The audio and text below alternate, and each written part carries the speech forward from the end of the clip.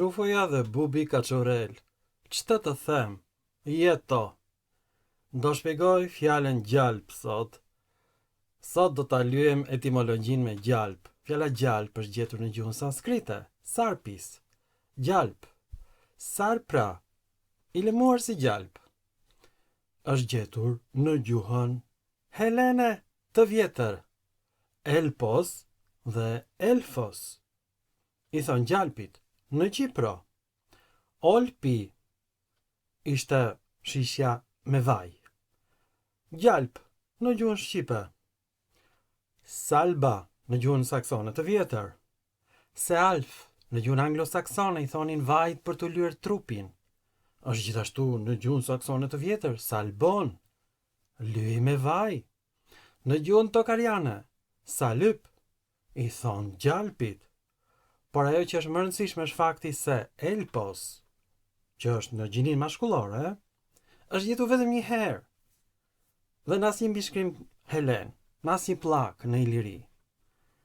Që gjoja ishin mbishkrime helene. Dhe Hezikysi i Aleksandris e sqaron që nuk është fjalë helene, por është fjalë ilire.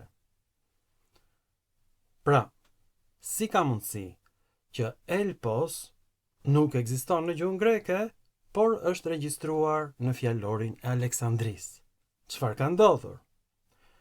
Mbas një përqasje të gjitha fakteve dhe diskutimeve në TikTok me qindra shqiptar studiues dhe të huaj, kemi arritur në përfundimin që gjuha greke është një gjuhë enciklopedike. Çfarë do të thotë kjo? Janë bashkuar të gjitha dialektet e lashta iliro-helene në një gjuhë të vetme. Gjuha greke, duke dashur të zaptoj territoret ilire të qytet-shteteve greke që ishin koloni atje, përthithi gjuhën e vendasve. Gjuha greke ka ruajtur gjuhën ilire në trupin e saj. Prandaj ka mbijetuar gjuha shqipe.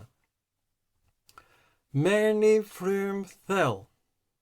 E vetmi arsye që gjuha shqipe ka mbijetuar është arsyeja e thjeshtë që gjuha greke ka njësuar dialektin e ilirishtes, dialektin e maqedonishtes së lashtë dhe të gjitha dialektet e tjera helene, dhe ky njësim është bërë në bibliotekën e Aleksandris, kur Aleksandri Madh krijoi perandorinë e madhe iliro-helene. Prandaj mua gjithmonë më dilte që gjuha ilire ishte e shtrirë nga Franca jugut, Spanja perëndimore, një pjesë e mirë e ishujve britanik, Europa qendrore, Europa juglindore, e gjitha dhe i gjithë gadishulli ilurik. Po ashtu Azia e vogël. Gjuha iliro-helene përkon me të gjitha kolonitë helene në botën antike. Edhe një herë. Gjuha ilire ka ekzistuar sepse gramatikanët helen, nga babëzia, nga dashuria për çdo gjë ngjashme me helenishten, kanë përfshirë dialektet ilire në gjuhën greke të sotme. Fjala helpis nuk kuptohet nga grekët, në fakt nuk ekziston. Ekziston në gjuhën sanskrite si neutër, sarpis. Duhet të kishte ekzistuar në helenisht. Nga të gjithë filmat që keni parë nga unë, ju e keni kuptuar që emrat asnjanës në ilirisht dhe helenisht janë bërë emra mashkullor në shqip. Sarpis është bërë gjalpi. Merrni frymë thellë. Ky neutër gjendet në gjuhën sanskrite. Në Indi, në gadishullin e Indisë, atje ku shkuan arianët. Dhe çuditshmja është se nuk gjendet në bijat e gjuhës sanskrite. Është zhdukur përpara se sa gjuha sanskrite të ndahej në dialekte evgjite. Është vetëm në formë të shkruar. Pra nuk ekziston në asnjë gjuhë të botës përveç gjuhës shqipe. Edhe gjuhët gjermanike janë zhdukur, të lashta. Fjala gjalp ekziston vetëm në shqip. Merrni frymë thellë. Po e përsëris. Emrat asnjanës në gjuhën iliro-helene dhe atë sanskrite kanë dhënë emrat mashkullor në shqip. Pra nuk është huazim nga helenishtja, sepse është në gjuhën sanskrite. Në gjuhën helene dalin gjithmonë me p të aspiruar. Elfos është në gjuhën e Kretës, sipas Hezikus të Aleksandris, dhe varianti ilirisht ishte Helpos. H-ja nistore përkon me s-n në gjuhën sanskrite dhe me gjën në gjuhën shqipe. S nistore ka dhënë gjë, si në fjalën gjasht, nga seks, gjashta.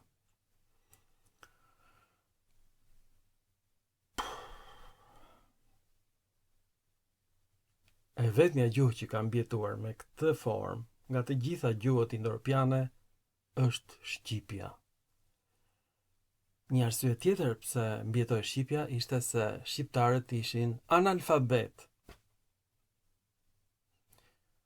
Po të mësonin shqiptarët shkrim e këndim, do kishin mësuar greqisht, do ishte harruar shqipja.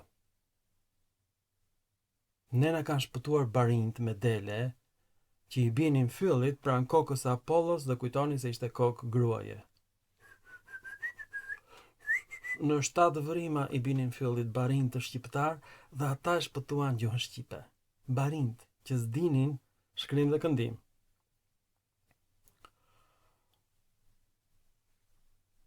Grekët nuk u avarën fare këtyre barinjve, konsideronin si qenie pa rëndësi, si drerët, si delet që ata kullosnin.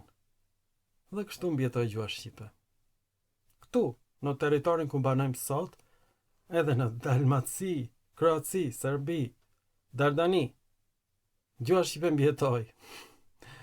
Madje gjuha shqipe mbjetoi dhe tek varianti arvanitasve në Greqi. Ata kanë banuar atje që në shekullin e 8 para Erëson, e sigurt, në mos më herët. Janë gjetur 4000 toponime arvanitase në Greqi që grekët po i heqin pa pikë turpi. A duhet i heqim ne toponimet greke në Shqipëri? Po.